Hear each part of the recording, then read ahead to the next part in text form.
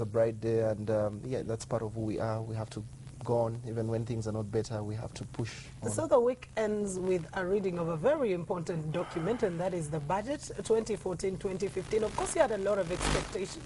What is it taking the budget that was read on Thursday? Well, I think personally, this was not a good budget to a young person, because I've been following all the previous budgets that have been read by Honorable Maria Chiwanuka, and seeing how these budgets really respond to the needs and aspirations of the young people. But, you know, this budget did not really give me any sense of what are those tangible issues that you feel will help the young people sort of progress to the world of opportunity, the world of work, or you know, something that really will improve their livelihoods or their standards of living. I didn't see that. I didn't see that.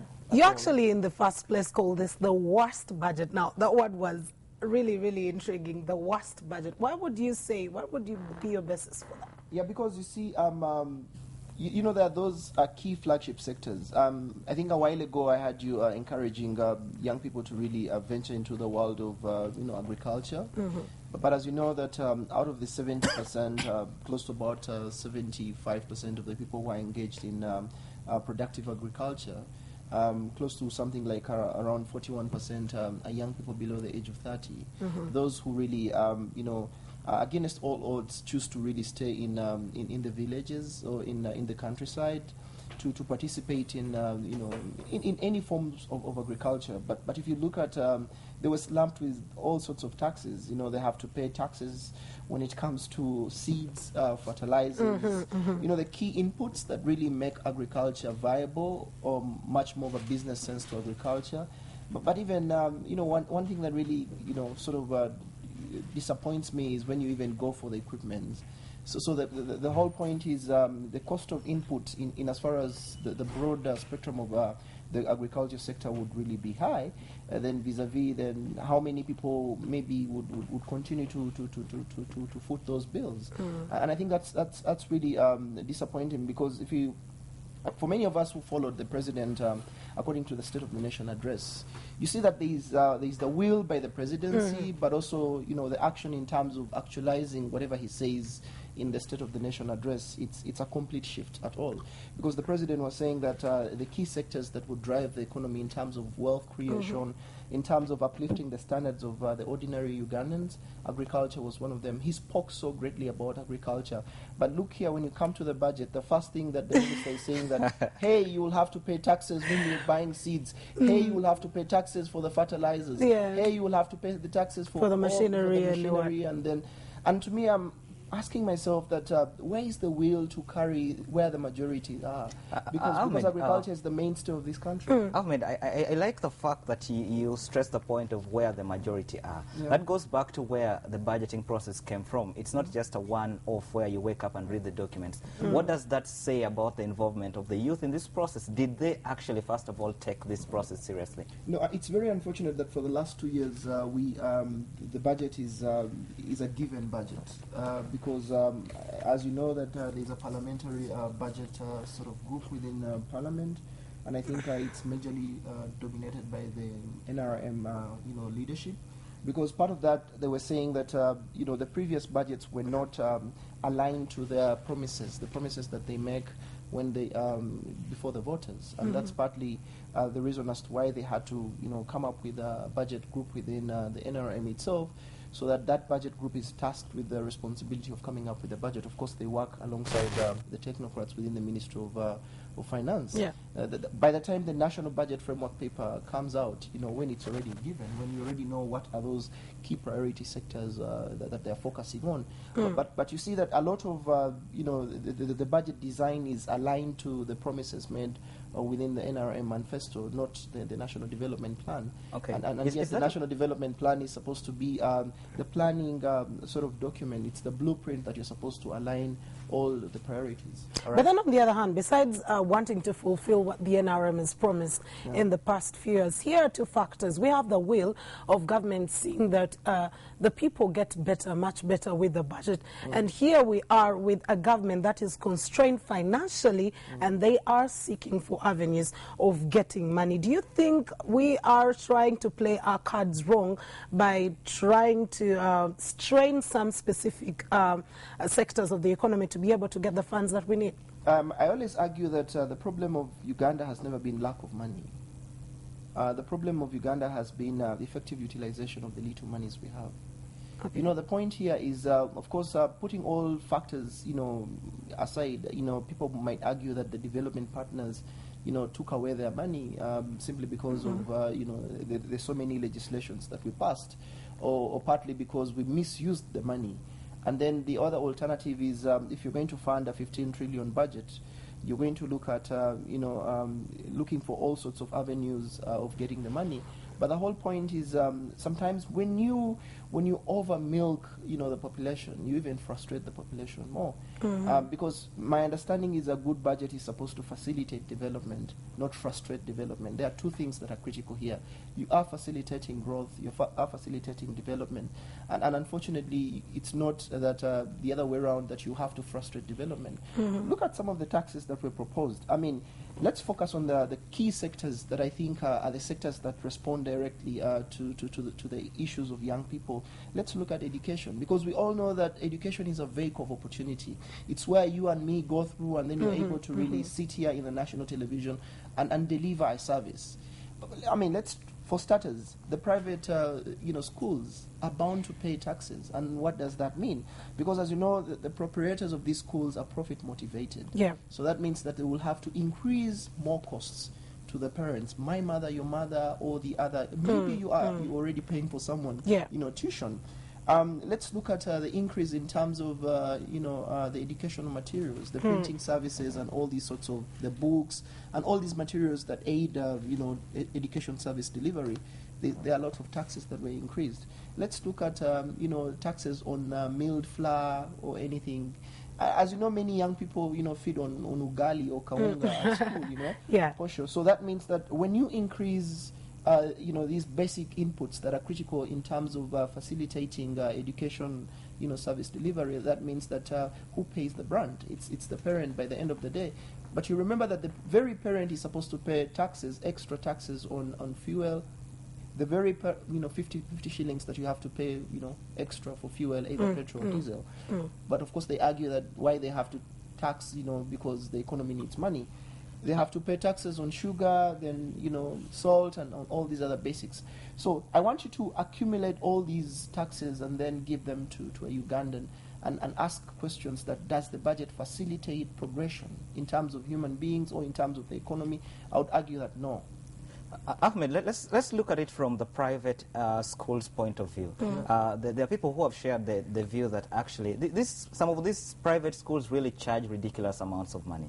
You pay 1.2 million for a pre-primary school, and all this is passing untaxed and everything. Wasn't it fair for government at least to make sure that they get something out of these huge profits that the private investors are making? But you see, by the time you're taxing, you don't focus holistically. You might need to phase, to look at what are the green hills of the world and versus we need to see the value of the private sector, in terms of education service provision. I would argue that the private sector in terms of education service provision complements a lot in terms of helping government move forward. Me and you might also, attest to the fact that the quality of education when it comes to public service delivery of education is not the best. So the private sector comes in to give the best, because as you know that we need quality in terms of the skilled individuals who are going to compete for these available opportunities, job opportunities. And to me, I think we need to prepare, the young people in terms of the world of work. And I didn't see the budget being fair there. And I think it also brings me to the other issue that I also wanted to hint on, is the issue of skills empowerment. I mean, this budget was really, to my disappointment, it didn't talk about anything about skills empowerment. As you know, the World Bank actually, the report I think last year says that 62% of the young people below the age of 35 and unemployed. Yeah, and then the argument of the African Indexed Employable Analysis argues that out of the 62% in Uganda of the young people, they would argue that the 19% are unemployed. They're unemployable and they're underemployed. Now, very, very important. Yeah. That brings us to the question of, is that a question of funding or structuring of the education system, rather institutions of learning? But you see, if you look at the budget itself, the intro of the budget, she emphasized on the whole issue of she's going to facilitate the key sectors in terms of curriculum reform. We've had all these conversations for quite some time. And then she talked about issues of financial literacy, emphasis on financial literacy and inclusion, so that young people can get the information in terms of how do I save and how do I invest, so that we can facilitate the young people into the world of the business sector, so that we can have more businesses being created by the young people. But I didn't see that in the details of the budget, because in the details of the budget where she was emphasizing that point, she focused more on under skills Uganda, skilling Uganda. She said, okay, fine, I'm allocating 68.7 billion to only construct workshops and technical facilities. And to me, I was looking at this budget as more of a populist budget.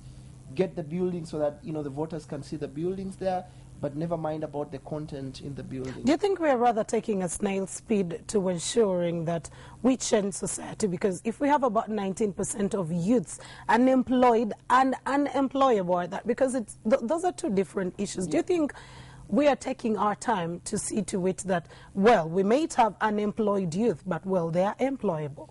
But you see, the other issue that I didn't see is I didn't see emphasis in investing in skills empowerment. I hope I didn't see that at all, because I saw only construction of buildings and I didn't see anything tangible there.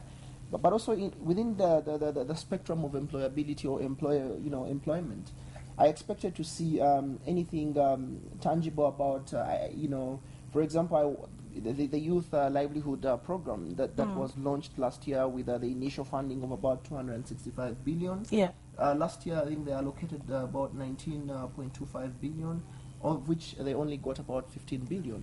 Part of that money was spent, setting up the secretariat, and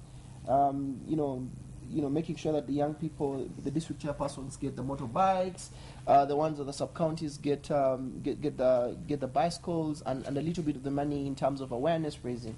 It's very unfortunate that this budget did not even actually mention anything about how are they going to improve this program by either increasing funding to this program. But I'm a kind of person who I don't believe in giving young people handouts. Yes, Ahmed, sorry to interrupt your thought there, but that is a subject of controversy right there, the youth livelihood fund. The stories that have characterized that fund have been very unfortunate. Very much and most of the times, actually, the people who are supposed to be the beneficiaries of that money have not gotten it. Isn't it a wise move if it is taken away altogether? I absolutely thought that because when I looked at the budget, I came to the agreement that the program is not much of a focus. But you see that the program last year was not in the budget, but somehow it featured within the mainstream. And to me, the critical issue is where do we get all these youth-related programs if at all they are not aligned within the budget? The whole point of there's a tendency within this country of looking at young people as a problem, but not looking at young people as a contributing sort of populace or as a contributing or as an asset. And so many times what you're trying to look at is you're not looking at how do we identify the talents and potentials of the young people, upscale these talents, and most importantly develop them and facilitate these talents so that they're able to contribute towards building the economy. For example, we have talented young people in the world of journalism. We have talented young people in the world of music and industry. Music and industry actually is one of the biggest employable sector, self-employable sector when it comes to young people, because on average, if you look at the broader creative industry, you would say that it takes over 92% of the talent employable spaces of young people. And by the way, this is self-employable sport areas, because people go there, they hustle through, and then eventually they become the so-called celebrities. Do you think we've even identified such sections? I don't even think we've. I expected, actually, because if you look at, I was just looking at the budget in Kenya, and the budget in Kenya has really, gone spot on. They are investing money into the creative industry, because they had one of the young ladies win a global award. Is it a movie award or something? Yeah. And because of that, you would see that the presidency has, the president actually in a congratulatory, when he was congratulating her, made a statement that we will put more monies into the creative sector. What do you think is the problem in Uganda? We have the creative sector. We've seen very many youths imagined actually have a better life. What do you think the problem is? I think the problem generally is in terms of looking at, from the onset, when you're looking at young people, more of a problem. So that means that you're like, let's give them anything we have to give them. Let's put them in groups. Let's, but we're not looking at where are they good at. They are a threat to government. Absolutely. So you're not saying that what are they good at and where can you inject in more monies. I didn't see that at all, because I expected her to for example, look at, if the whole issue is skills, let's facilitate skills. If the whole issue is young people do not have jobs, let's try to maybe give exemptions that, the cost of someone establishing a business costs you about $200 to, do a registration, to the TIN number and all these things. For example, if a young person, has the intentions, or they have the intentions and purposes to set up a business. In Kenya, what they did, they out of the $200, they had to decrease it to $100. So if you're a young person and you have proof that you're a young person, you pay $100 to cater for all these costs of when you have to establish a business. But the whole point is facilitating young people to enter into the world of business. They invested, actually, they put a lot of money, close to about 91 billion Uganda shillings, to facilitate skills development funds, so that those who have intentions of already starting up businesses and they are willing to pay the $100, they will be facilitated. They are going to be matched with capital markets companies and all these private sector companies, so that they up their skills and then they can facilitate them. I did not see the budget facilitating entry of young people, because these very young people can venture into the tax net. And you're going to be taxing them by the Wait a minute. Ever since Thursday, the budget reading, well, the hope that is left right now is the legislation at the parliament level, see what our legislators will have to do with it. But many scholars have demonized the budget as being anti-people and all that as being the worst budget. But don't you think we have any positivity that comes with such a kind of a stringent budget with a lot of taxes? Probably, do we have any positivity to get out of such? I think we have. I think all is not doom and gloom, and I don't want to really be part of those who say that it's all over. We can't do anything about it. But I think we really have an opportunity to really engage Parliament, so that we can point Parliament to where we think in terms of appropriation, where they need to focus. More especially the key areas where they should focus, so that they can improve issues of young people. And to me, I think there are positive wins. For example, I was very happy when they went for the betting sector, because I can really attest to that close to about 56% of the young people below the age of 30 are into the betting, world. And I think one of my colleagues argues that we are a betting generation, because you wake up early in the morning and you're rushing to work, and then you're seeing young people just waiting for them Muyindi to open. And right now, the World Cup season, you barely see young people even concentrating in class. You barely see very energetic, productive young people going into hard work, but they're focusing on this quick win mentality. Let me bet. If I have my bets right, then I'll probably get it. And I think the more they bet them, the more they will have to also put their stakes high, and then the young people might be frustrated here and there. And they might focus the little monies they have into productive sectors. But I was also very happy that the budget was now focusing a little bit on investment on the referral hospitals, because I think that they're really in a bad state, and we have so many cases of teenage pregnancy, we have so many cases of young mothers dying, and I think improving the health sector in that area is critical. Though I was partly disappointed within the health sector, because I didn't see more monies going into key issues of reproductive health. I just saw more monies going into repairing of hospitals and things like that. things that are visible, things that you can show, the voter and say, like, hey, we repaired the hospital, and then we don't pay details to the contents within, these buildings. We've done that for quite a long period of time, restructuring, building the hospitals. But do you think that is the ideal of what government should be doing at this specific point in time? Absolutely not, because if you look at the budget declaration, our government committed to upping the budget to 15%. They have not done that, and to me, I think HIV/AIDS 6.5%. The rate. I mean, we were celebrated to be the lead in this area, but there's a lot of laxity. Young people are going into this, game without a condom, and to me, you have cases in the newspapers where people tell you that there are no condoms. You have cases where fake condoms in the market, condoms in the market, and all these things. I was thinking that the budget should be able to respond to the critical issues which are within the context. But I just saw the budget that was in the Mars, and the people are somewhere in the world. So. Ahmed, let's tackle the question of human resource in the government departments and ministries. There are a lot of people, young people employed in there. 400 billion about 450 billion put aside for enhancement of salaries.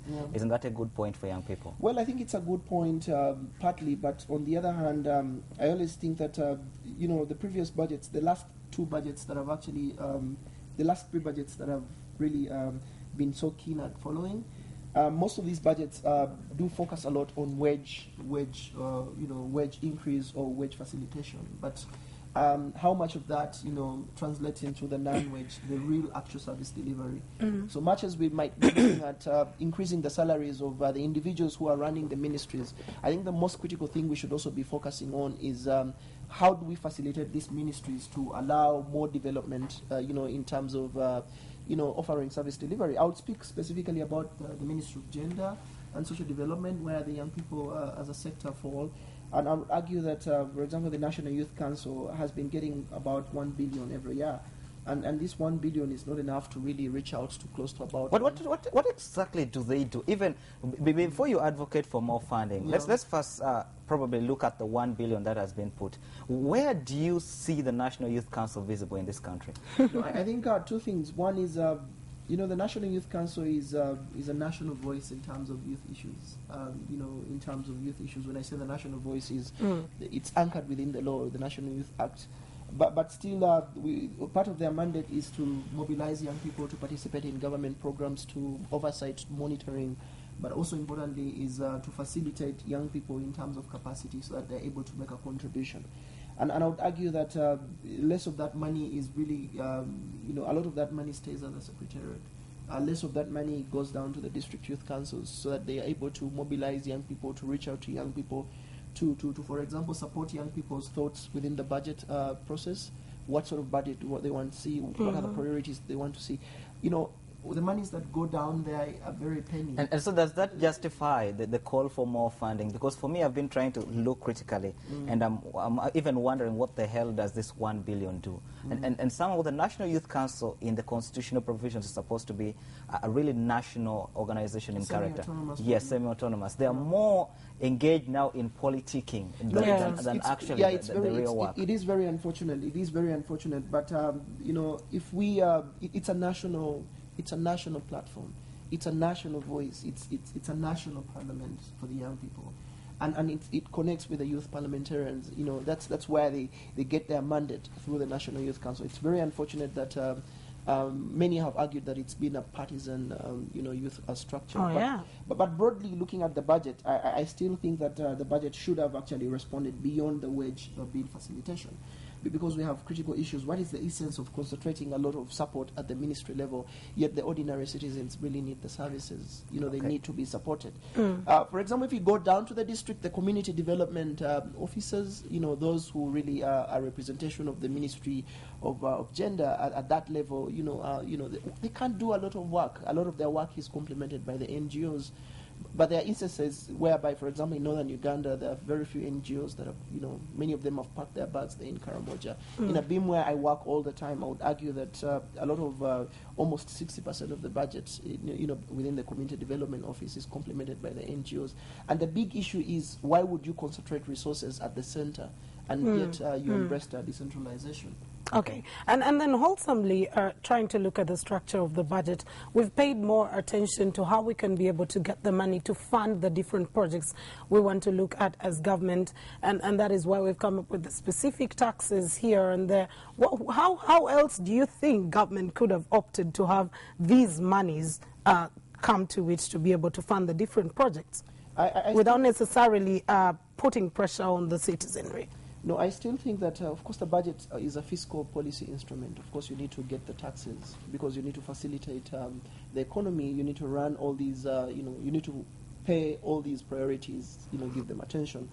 And to me, the best way is, one is, I've argued that before we even levy more taxes, we need to, first of all, demand for accountability of the previous taxes we paid.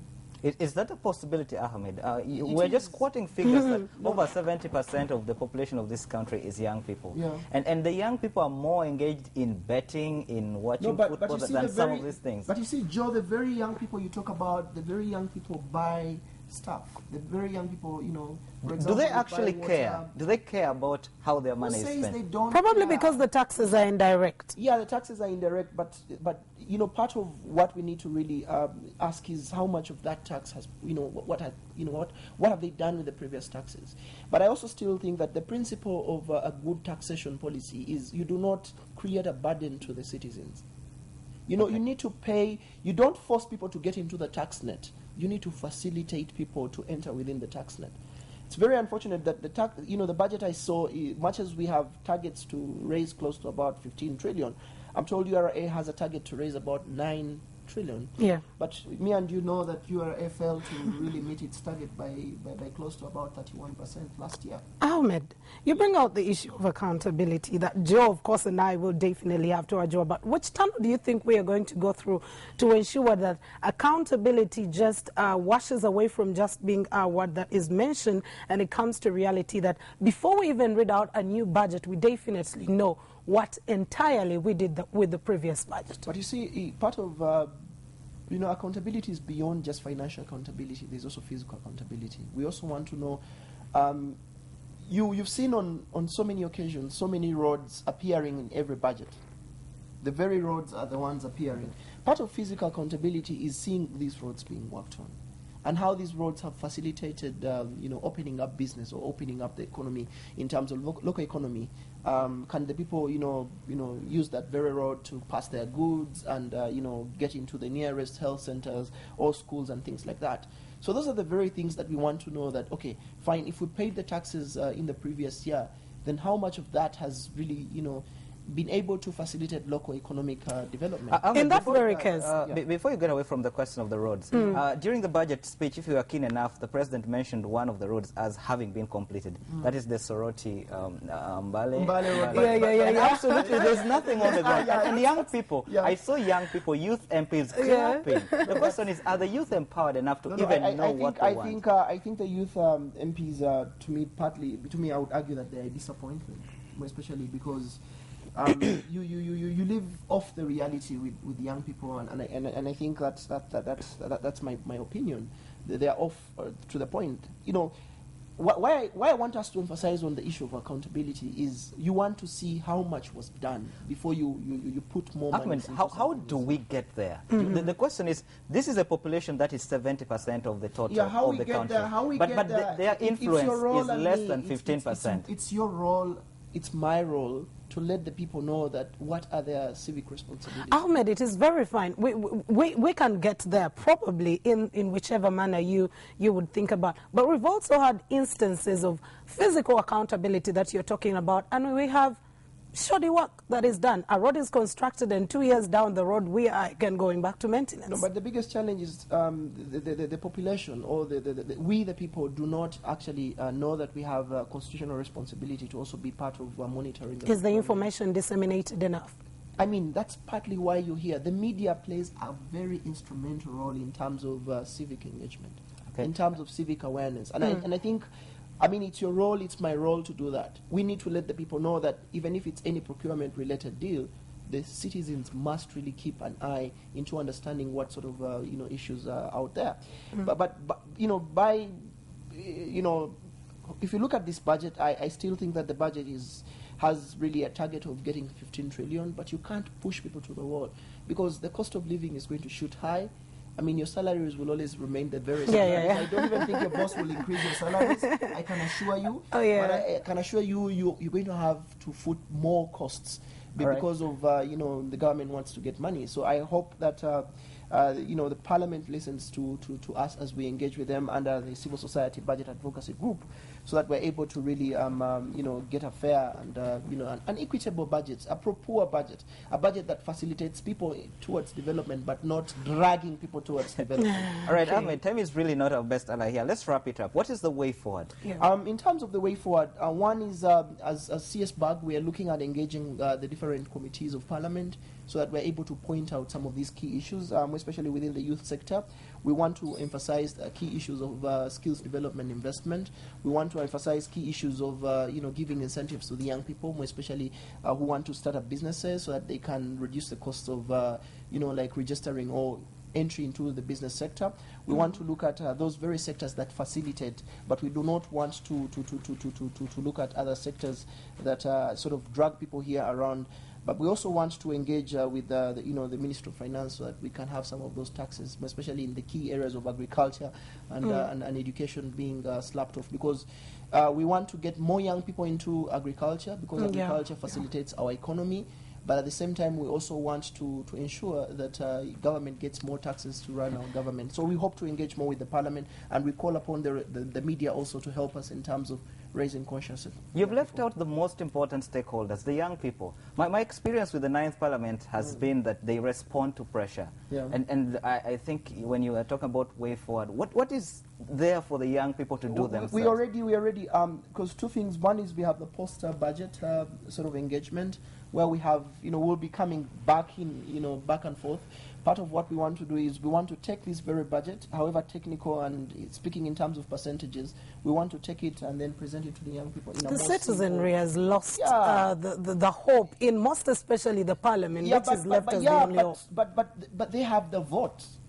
And we are getting into 2016. We want to tell them what the budget means to them, so that they can make sense of either who is going to push a budget that speaks to them or who doesn't. If they don't, they will have to come back. So definitely, I think we are looking at a road whereby we will have a pro-people budget towards the elections, because we have the power of the vote. Is that what we are trying to mean at this point? But you see that this very budget is a populist budget. The budget is emphasizing on infrastructure, things that are visible, things that you will walk and see, okay, did you see that I gave you that road? Did you see that, But, they're not paying details to the very priorities that affect the ordinary citizens. Mothers are dying. Young people don't have jobs. Ahmed, let's wind it up finally. We really need to get going. Your last word to the young people watching this morning? No, I think my last word to the young people is let them pay keen focus into the budget, and let them ask their leaders questions, what the budget means to them, and let them seek the right answers. And if they feel that the leaders are not really pro their issues within the budget, then they have the last choice to make a constitutional choice when it comes to 2016. All right, thank you very much, Ahmed Hadji, for making time to be with us. We appreciate, and that winds up the discussion today on the Morning Flavor. We take a short break. Sports is up next.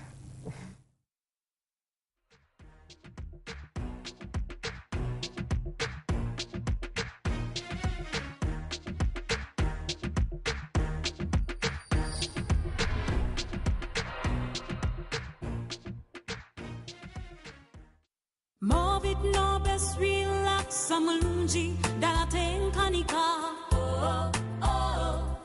retouching and vidizo ne movit no best zivamu bulunji ngasamulembe